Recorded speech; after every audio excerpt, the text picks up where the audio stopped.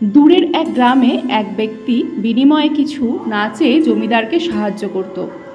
তিনি অত্যন্ত কুসংস্কারচ্ছন্ন ছিলেন। কাজে মুগ্ধ হয়ে বাড়িওয়ালা লোকটিকে একদিন একটি বড় সুস্থ ছাগল দিয়ে পুরস্কৃত করলেন। লোকটি ছাগলটিকে কাঁধে নিয়ে বাড়ি ফিরতে শুরু করল। তিনজন দুষ্টু ঠগ তাকে পর্যবেক্ষণ করে এবং তাকে প্রতারণা করার সিদ্ধান্ত নেয়। প্রথম ঠগটি তার কাছে এসে জিজ্ঞাসা করে, কেন তুমি কুকুরটিকে কাঁধে নিয়ে আছো কেন? লোকটি রেগে যায় এবং ঠগটিকে বলে যে এটি একটি ছাগল, কুকুর নয়। যখন সে হাঁটতে থাকে, দ্বিতীয় ঠগটি পাশে এসে যায় এবং জিজ্ঞাসা করে যে কেন সে তার কাঁধে একটি মৃত বাছুর বহন করছিল। লোকটির রাগ বেড়ে গেল এবং বলল, হে বোকা, দেখতে পাচ্ছ না এটা ছাগল? যাই হোক, দ্বিতীয় ঠগের প্রশ্নটি লোকটির মনে সন্দেহের বীজ রোপণ করে।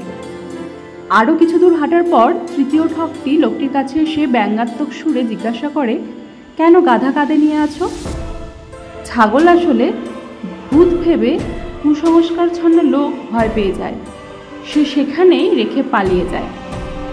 লোকটির বোকামি দেখে হাসতে হাসতে তিন ঠগ ছাগলটিকে নিয়ে চলে যায়।